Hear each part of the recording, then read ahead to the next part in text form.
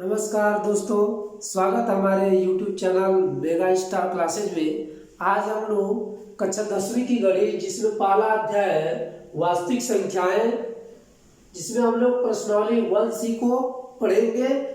जिसमें पहला प्रश्न दिया गया है, सिद्ध कीजिए कि 3 कौड़ी में 3 एक परिमेय संख्या नहीं है। मतलब हमें यह सिद्ध करना है कि 3 कौड़ी में 3 एक परिमेय संख्या नहीं है, अर्थात अपरिमेय संख्या है। तो जैसे एग्जाम्पल के प्रश्नों को हम लोग सरल किए हैं, उसी तरह से इन प्रश्नों को सरल करेंगे। तो चलिए हम लोग देखते हैं, पहले प्रश्न को सॉल्व करेंगे। 3 कौड़ी में 3 एक परिमेय संख्या नहीं है, तो इसको हम मान लेंगे अंतर विरोध के रूप में, विरोधाभास के रूप में मान लेते हैं। माना 3 कौड़ी में 3 एक परिमेय संख्या है, ठीक है। इसको परिमेय संख्या जब हम मान लिए तो इसको P बटा Q के रूप में लिख सकते हैं। इसलिए 3 कौड़ी में 3 बराबर P बटा Q, जहां Q का मान 0 नहीं होता है, ठीक है। अब हम लोग ये कौड़ी में है और ये कौड़ी में नहीं है, तो ये गुणा 3 गुणे कौड़ी में 3 है, तो इसका मतलब इसको गुणा है तो इधर पक्षांतर करेंगे तो इधर भाग हो जाएगा, मतलब इसमें नीचे Q में गुणा हो जाएगा। तो कौड़ी में 3 बराबर हम लिख सकते हैं P बटा 3Q। तो P बटा Q परिमेय है, तो इसमें अब Q में 3 का गुणा किया गया है, तो इस पूरा का जो मान प्राप्त होगा वो परिमेय संख्या ही प्राप्त होगा। तो ये परिमेय है और कौड़ी वाला हम जानते हैं कि अपरिमेय होता है, ठीक है। तो हम लिखेंगे चूंकि P बटा 3Q एक परिमेय संख्या है, इसलिए कौड़ी में 3 भी परिमेय संख्या होगा, जो इस तथ्य का विरोध करता है। मतलब P बटा 3Q एक परिमेय संख्या है, तो ये जब परिमेय है तो इसी के बराबर कौड़ी में 3 दिया है, तो ये भी परिमेय होना चाहिए, लेकिन ये इस तत्व को विरोध करता है। ये परिमेय संख्या नहीं है, तो परिमेय नहीं है तो अपरिमेय हो जाएगा। तो जब ये अपरिमेय होगा तो 3 कौड़ी में 3 भी अपरिमेय हो जाएगा। अतः हम लिख सकते हैं, अतः 3 कौड़ी में 3 एक अपरिमेय संख्या है, ठीक है। मतलब परिमेय संख्या नहीं है, ठीक है। अब हम लोग क्वेश्चन नंबर 2 को हल करेंगे।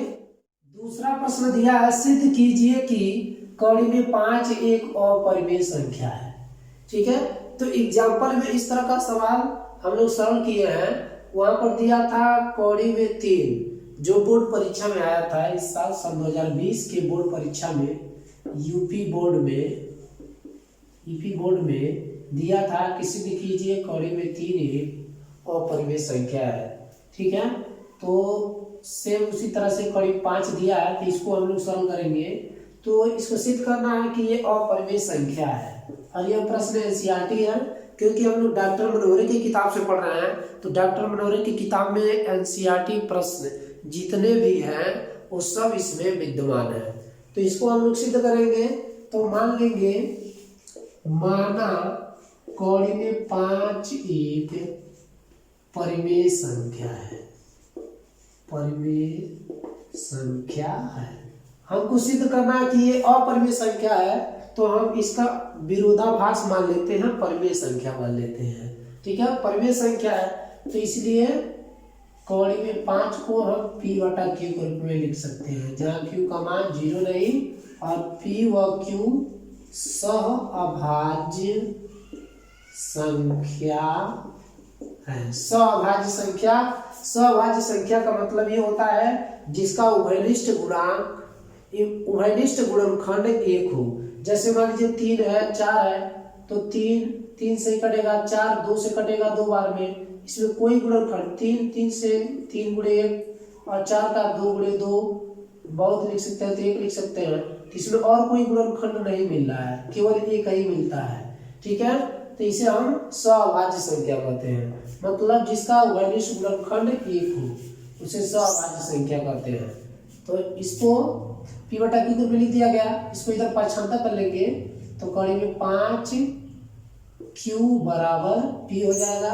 अब दोनों पक्षों का वर्ग करेंगे हम, दोनों पक्षों का वर्ग करने पर, तो वर्ग करेंगे तो कोई भी संख्या यदि कड़ी में रहता है उसका वर्ग करते हैं तो कड़ी हट जाता है, तो 5 हो जाएगा और q का हो जाएगा q स्क्वायर। कड़ी 5 का वर्ग करेंगे तो कड़ी हट जाएगा 5 और q का q स्क्वायर, और इधर वर्ग करेंगे तो हो जाएगा p स्क्वायर। ठीक है, अब देखिए यहाँ पर p स्क्वायर बराबर जो दिया 5q स्क्वायर, मतलब 5 गुणे q स्क्वायर।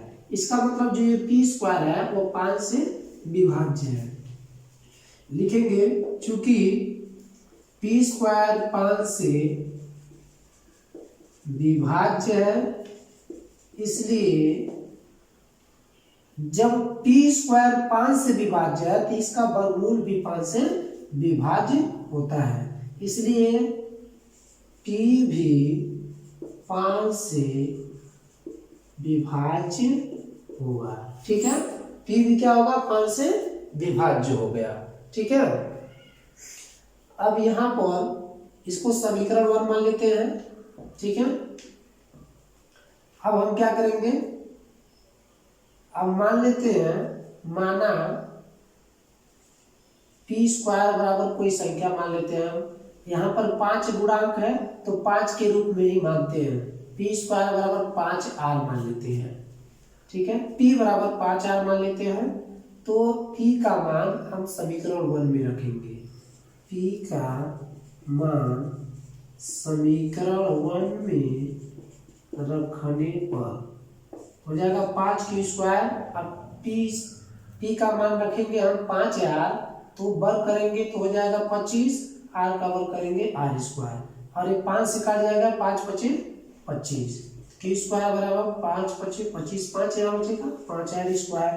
तो यहाँ पर देख रहे हैं q स्क्वायर बराबर 5 गुणे r स्क्वायर, इसका मतलब ये जो q स्क्वायर है वो 5 से विभाज्य है, तो लिखेंगे चूंकि q स्क्वायर 5 से विभाज्य है इसलिए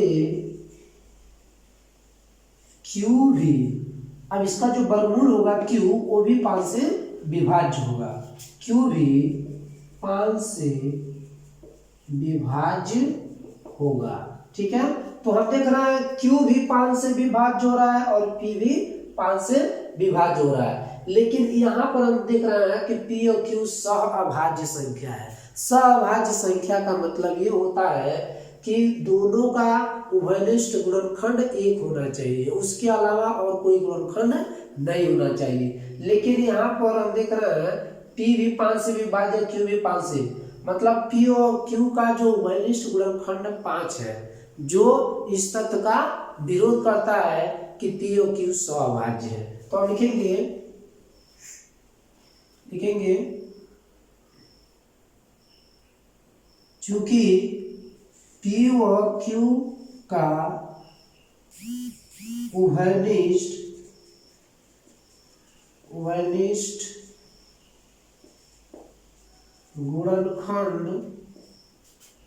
गुणनखंड 5 है, जो इस तथ्य, यहां पर हम लिख ले रहे हैं, जो इस तथ्य का विरोध करता है कि p और q सहअभाज्य संख्या है। तो जब विरोध करता है इसका मतलब कि ये परिमेय संख्या नहीं है, अपरिमेय संख्या हो जाएगा। तो लिख देंगे अतः कड़ी में 5 एक अपरिमेय संख्या है। ठीक है, यदि इसको आप लिखना चाहते हैं तो लिख सकते हैं, स्क्रीनशॉट लेना चाहते हैं तो ले सकते हैं। इसके बाद हम लोग प्रश्न 3 को पढ़ेंगे। तीसरा प्रश्न दिया है, सिद्ध कीजिए कि 3 + 2 कड़ी में 5 एक अपरिमेय संख्या है। तो इसमें अपरिमेय संख्या सिद्ध करना है। तो हम मान लेते हैं, माना 3 + 2 कड़ी में 5 एक परिमेय संख्या है। ठीक है, तो परिमेय संख्या की इसे p बटा q के रूप में लिख सकते हैं। 3 + 2 कड़ी में 5 बराबर p बटा q, जहाँ q का मान 0 नहीं। अब यहाँ पर देखिए 3 + 2 कड़ी में 5 दिया है, तो पहले ये कड़ी में नहीं है, इसको उस पक्ष में लेकर जाएंगे। तो यहाँ पर प्लस चिन्ह, कोई चिन्ह नहीं है, प्लस है, इसको उधर लेके जाएंगे माइनस हो जाएगा। इधर बचेगा हमारा 2 कड़ी में 5 बराबर p बटा q, आई प्लस उधर जाएगा तो माइनस। तो ये p बटा q परिमेय है, और किसी भी परिमेय संख्या में से परिमेय संख्या को घटाते हैं तो परिमेय ही होता है, क्योंकि 3 भी परिमेय संख्या है। इसको भी p बटा q के रूप में लिख सकते हैं, इसके नीचे 1 लिख सकते हैं, 3 बटा 1। तो 3 में 1 का भाग करेंगे तो 3 ही होगा, मतलब p बटा q में से 3 घटाएंगे तो परिमेय संख्या ही प्राप्त होगा। ठीक है, अब इसको हम सरल करेंगे, 2 कड़ी 5, तो इसको इसमें गुणा कर देंगे, p - 3q बटे q। अब 2 कड़ी वाला नहीं है तो इसको भी पक्षांतर करेंगे, यहाँ पर गुणा है तो इधर भाग हो जाएगा, यहाँ पर नीचे गुणा हो जाएगा, इसमें हो जाएगा कड़ी 5 बराबर p - 3q बटे 2q। अब ये परिमेय संख्या है, क्योंकि कोई यदि p बटा q परिमेय संख्या है तो उसमें कोई भी संख्या घटाएंगे, कोई भी परिमेय संख्या घटाएंगे या जोड़ेंगे, गुणा करेंगे तो वो परिमेय संख्या ही प्राप्त होता है। तो ये परिमेय संख्या है, तो ये भी परिमेय होना चाहिए, लेकिन ये कड़ी वाला संख्या है और परिमेय है, विरोध कर रहा है। तो ये जब अपरिमेय है तो इसके साथ के 3 + 2 कड़ी में 5 भी अपरिमेय हो जाएगा। तो हम लिखेंगे, चूंकि p - 3q बटा 2q एक परिमेय संख्या है, इसलिए कड़ी में 5 भी परिमेय संख्या होगा, जो इस तथ्य का विरोध करता है। विरोध करता है मतलब ये परिमेय संख्या नहीं है, विरोध कर रहा है। तो विरोध करता है तो जब परिमेय का विरोध कर रहा है तो अपरिमेय हो जाएगा, विरोध करता है। अतः कड़ी 5 अपरिमेय संख्या हो जाएगा, तो इसके साथ के 3 + 2 कड़ी लिख सकते हैं। अतः 3 + 2 कड़ी में 5 एक अपरिमेय संख्या है। ठीक है, क्योंकि जब ये अपरिमेय संख्या हो गया, अब इसमें कोई भी यदि संख्या जोड़ेंगे, चाहे परिमेय चाहे अपरिमेय, तो परिमेय जोड़ेंगे तब भी, अपरिमेय जोड़ेंगे तब भी वह अपरिमेय संख्या होता है। ठीक है, अब हम लोग चौथे प्रश्न को हल करेंगे। चौथा प्रश्न दिया, सिद्ध कीजिए कि कड़ी में 7 एक अपरिमेय संख्या है। तो जैसे हम लोग कड़ी में 5 अपरिमेय संख्या सिद्ध किए हैं, उसी तरह से कड़ी में 7 को भी सिद्ध करेंगे। तो चलिए हम लोग देखते हैं, मान लेंगे, माना कड़ी में 7 एक परिमेय संख्या है। ठीक है, तो परिमेय है तो इसको p बटा q पे लिख सकते हैं। कड़ी 7 बराबर हो जाएगा p बटा q, जहाँ q का मान 0 नहीं होता। अब इसको इधर पक्षांतर कर देंगे तो भाग इधर गुणा हो जाएगा, 7q, कड़ी में 7q हो जाएगा बराबर p।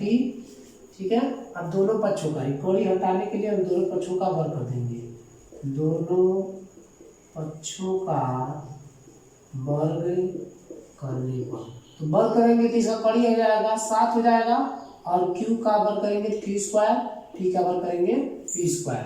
तो यहाँ पर हम देख रहे हैं कि p स्क्वायर बराबर जो दिया 7q स्क्वायर, मतलब जो ये p स्क्वायर है वह 7 से विभाजित हो जाएगा। और जब टी स्क्वायर 7 से विभाजित हो जाएगा तो इसका जो वर्गमूल होगा वो भी 7 से विभाजित हो जाएगा। ठीक है, तो हम लिखेंगे चूंकि पी स्क्वायर 7 से विभाज्य है, इसलिए पी भी 7 से विभाज्य होगा। ठीक है, विभाज्य होगा मतलब कोई भी यदि वर्ग वाली संख्या है, अगर किसी संख्या से विभाजित हो रहा है, जैसे आप चेक कर सकते हैं, जैसे मान लीजिए 4 का वर्ग 16 होता है तो वह 2 से विभाजित है, 2 से, तो पी 4 का वर्ग 16 होता है तो 16 2 से विभाजित हो जाएगा, 2 8 16, 8 बार में विभाजित हो जा रहा है। यदि हम इसका 4 स्क्वायर का वर्गमूल निकाल रहे हैं, मतलब 16 का वर्गमूल कहिए या 4 का वर्ग का वर्गमूल कहिए तो 4 आएगा, तो 4 भी 2 से विभाजित होगा, 2 दूना 4, 2 से विभाजित हो जा रहा है। ठीक है, मतलब कोई संख्या में वर्ग के रूप में दिया है और वो किसी संख्या से विभाजित हो रहा है तो उसका वर्गमूल निकालेंगे तो वो भी उसी संख्या से विभाजित हो जाएगा। तो पी स्क्वायर 7 से विभाज्य है तो इसका वर्गमूल पी 7 से विभाज्य होगा। ठीक है, एक चीज हम यहाँ पर नहीं लिखे हैं कि पी व क्यू सअभाज्य तथा पी व क्यू सअभाज्य संख्या है। सअभाज्य मतलब जिसका गुणनखंड उभयनिष्ठ गुणनखंड एक होता है उसे सअभाज्य संख्या कहते हैं। तो यहाँ पर हम लिख लिए पी भी 7 से विभाज्य है।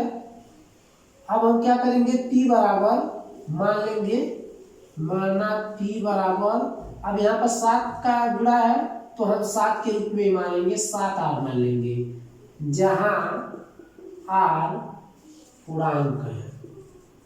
ठीक है, जहां आर क्या है, पूर्णांक है। तो अब वैसे ही आर मान लिए हम कोई पूर्णांक लेकर के, क्योंकि पी 7 से विभाज्य है तो क्या बार में विभाजित है, मान लीजिए आर बार में विभाजित हो जा रहा है, तो वही 7 आर मान लिया गया है। अब ये समीकरण 1 इसको मान लेंगे, इसमें रखेंगे पी का मान समीकरण 1 में रखने पर, अब इसमें 1 में रखेंगे तो हो जाएगा 7 क्यू स्क्वायर, तो पी का मान 7 आ रहा है तो जब यहाँ रखेंगे तो वर्ग हो जाएगा, 7 का वर्ग 49, आर का वर्ग आर स्क्वायर। ठीक है, अब देखिए 7 से काटेंगे, 7 7 49, 7 बार में पड़ जाएगा तो यहाँ बचेगा क्यू स्क्वायर और 7 7 49 7 आर स्क्वायर। ठीक है, अब यहाँ पर देख रहे हैं जो क्यू स्क्वायर है 7 से विभाजित है, क्योंकि 7 आर स्क्वायर लिखा है, इसका मतलब क्यू स्क्वायर 7 से विभाज्य है। तो लिखेंगे चूंकि क्यू स्क्वायर 7 से विभाज्य है, इसलिए क्यू भी, मतलब क्यू स्क्वायर का वर्गमूल क्यू भी 7 से विभाज्य होगा, विभाज्य होगा। ठीक है, तो हम देख रहे हैं यहाँ पर पी भी 7 से विभाजित हो रहा है, क्यू भी 7 से, लेकिन पी और क्यू का जो वैनिष्ठ गुणनखंड है वह केवल 1 होना चाहिए, क्योंकि वह सअभाज्य संख्याएं हैं।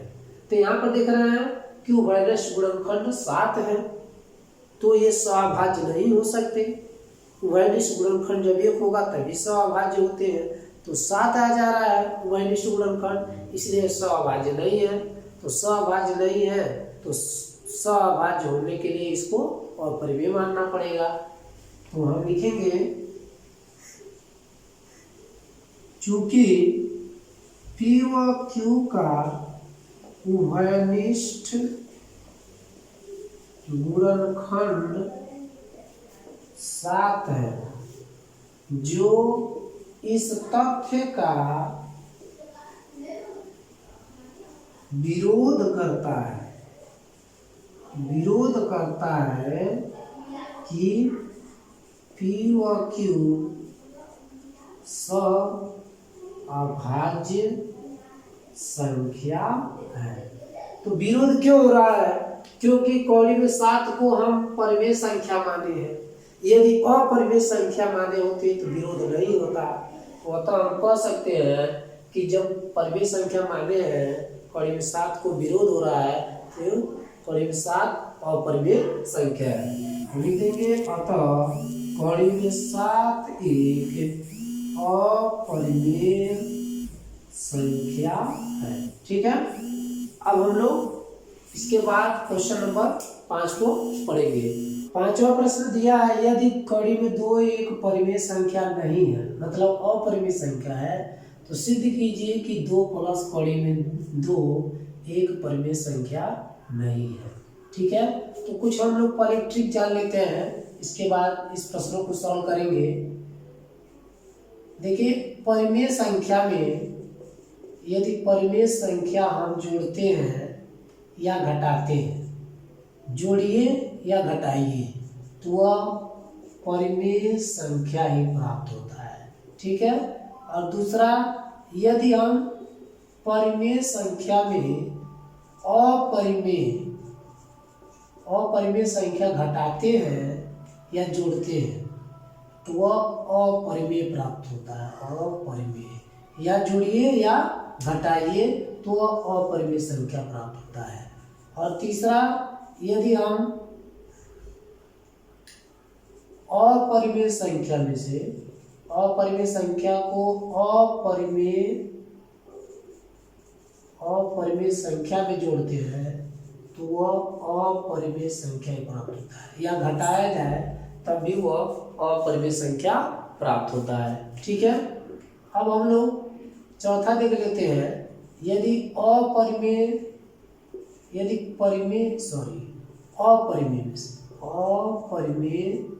में से जोड़ा जाए या घटाया जाए, अपरिमेय संख्या में या जोड़ा जाए घटाया जाए परिमेय संख्या को, तो वह अपरिमेय प्राप्त होता है। तो यहाँ पर देखिए, कड़ी में 2 अपरिमेय संख्या है, तो इसमें परिमेय संख्या जोड़ रहे हैं। देखिए, परिमेय में अपरिमेय संख्या, एक अपरिमेय है एक परिमेय है, तो परिमेय में अपरिमेय संख्या जोड़ते हैं तो वह अपरिमेय संख्या ही प्राप्त होता है। ठीक है, तो हम लोग इसी ट्रिक पर आएंगे। मान लेंगे, माना 2 प्लस कड़ी में 2 एक परिमेय संख्या है। ठीक है, तो परिमेय संख्या इसलिए p बटा q को लिख सकते हैं। 2 प्लस कड़ी में 2 बराबर p बटा q, जहाँ q का मान 0 नहीं सकता। ठीक है, अब ये जो परिमेय संख्या इतना 2, उसको उधर परछाना कर देंगे। कड़ी में 2 बराबर इधर बच जाएगा, ये प्लस उधर जाएगा माइनस p बटा q माइनस 2। इसका इसमें गुणा कर लेंगे, कड़ी में 2 बराबर हो जाएगा p, और इसका इसमें 2q बटा q। तो ये परिमेय संख्या है तो ये भी परिमेय होना चाहिए। लिखेंगे चूंकि p माइनस 2q बटे q एक परिमेय संख्या है, इसलिए कड़ी में 2 भी परिमेय संख्या होगा। लेकिन ये परिमेय संख्या नहीं है, क्योंकि यहाँ दिया है कड़ी में 2 एक परिमेय संख्या नहीं है। तो लिखेंगे जो इस तथ्य का विरोध करता है। तो विरोध करता है तो अतः हम लिख सकते हैं 2 प्लस कड़ी में 2 एक अपरिमेय संख्या है। ठीक है, अब ये हमारा 5वां प्रश्न समाप्त होता है। अब अगले वीडियो में हम लोग ये क्वेश्चन नंबर 6 से 10 तक के प्रश्नों को हल करेंगे। तब तक के लिए धन्यवाद।